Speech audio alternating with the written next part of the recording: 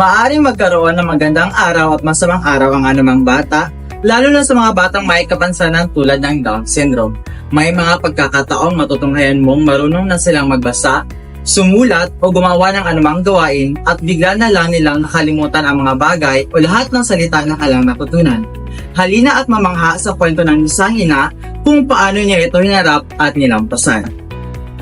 Ang mga layunin ng bidyong ito ay una, maunawaan kung bakit ang mga individual na may Down syndrome ay nahihirapang mapanatili ang kanilang pag-iisip at pagkatuto na tinatawag ding regression ng pagkatuto.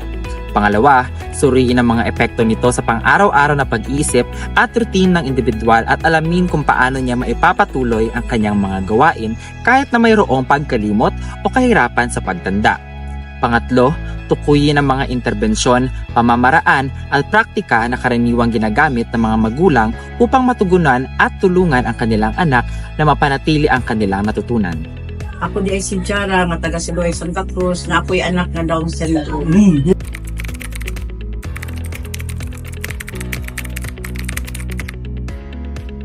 Sa among balay na siya,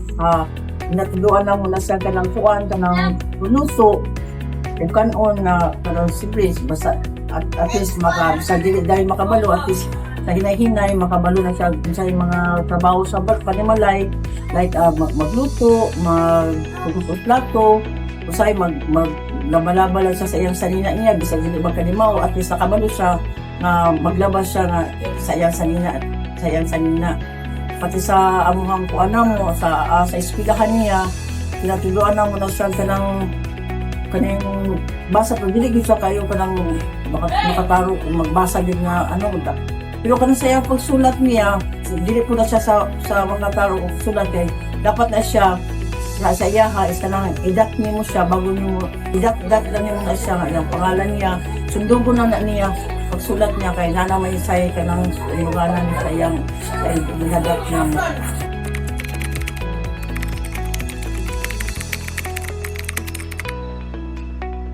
Kaya palang kagad siya yun kay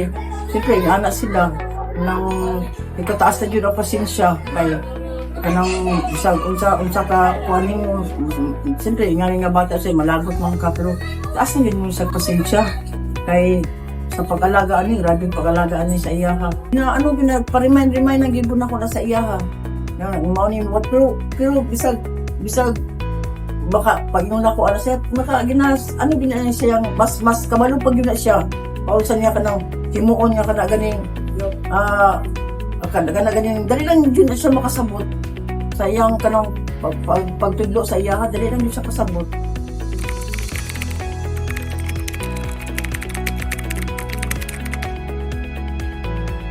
Kanang kuan na sa gobyerno hinuon una ay mga hatag nga kanang sa gobyerno nga like mga PWD, sali naman mo sa PWD. Pero wala jud sa kanang mga yani nga mga bata nga Down syndrome, wala mo jud makuha na na mo sa PWD kung sa mga hatag sa mga PWD at siya masali din siya sa barangay namo. Like mga bugas, mga tambal,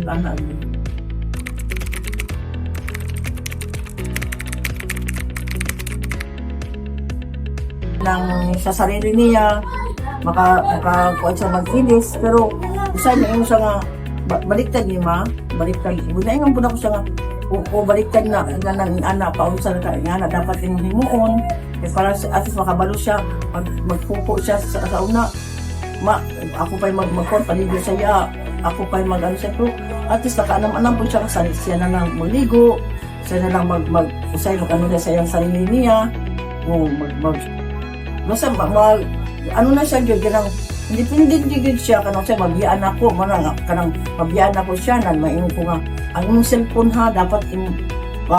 ayaw, bitbita yun na permanente, kaya kung magtawag ko, at least makatubag ka na yun, kanang sa mga gasol, kabalo po na siya, kanang paunsa sa kanang mga gasol nga dapat niya himuon, kabalo siya mag-operate sa gasol, kanang saksakanan sa suga,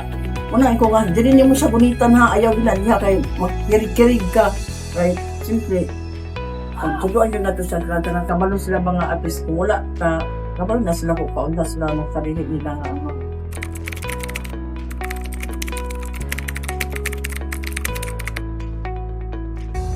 murag kaya nimo siya kanang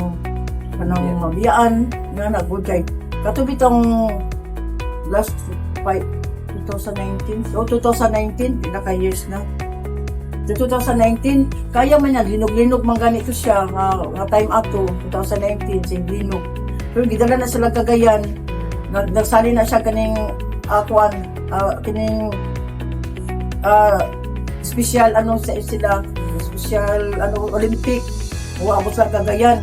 pero gina na mo siya nga kanang kaya nimo nga wala ni kay simple wala di siya kauban nito mga teacher lang to pila lang to sila mo niya yung siya kaya daw niya so lalo po sa iya kay kaya niya tapos kuan pa ito siya nakadaog pa ito siya sa shot put na ngandula niya mo to siya nga kaya din niya kaya nimo sa kaya daw niya naka-testing po ni siya nga kanang niuli lang siya lang gisagikan sa eskwelahan nahulang na ngayon sa kwarta niya sa kuan sa kanya amang sa tindahan diri na sa kwarta ka para makauli lang siya ng bayad is tricycle so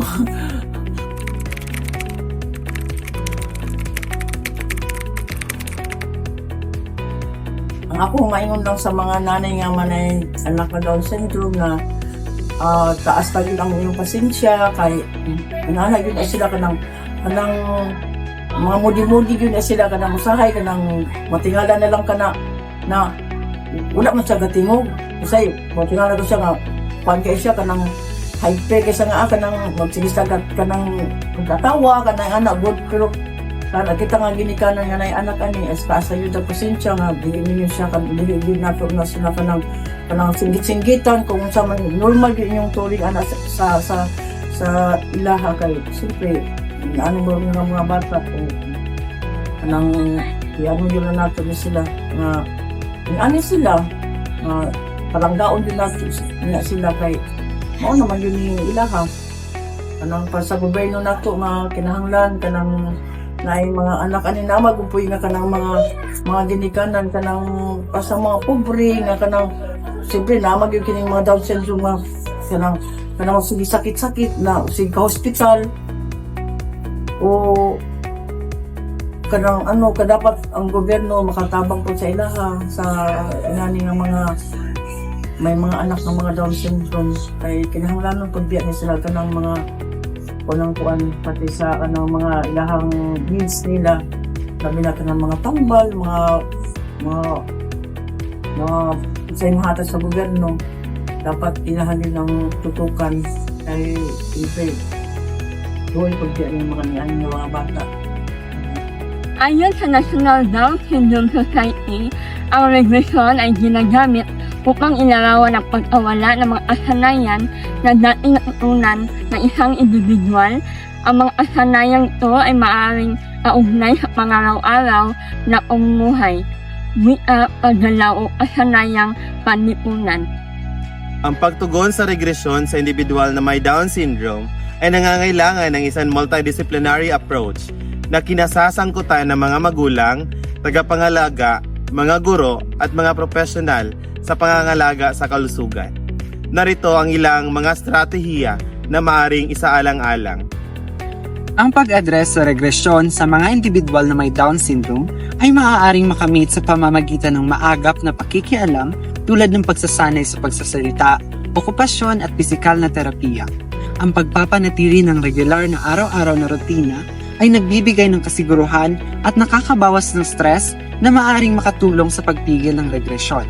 Mahalaga rin ang malinaw at bukas na komunikasyon sa pagitan ng mga tagapangalaga, guro at profesional sa kalusugan upang maagapan ang regresyon.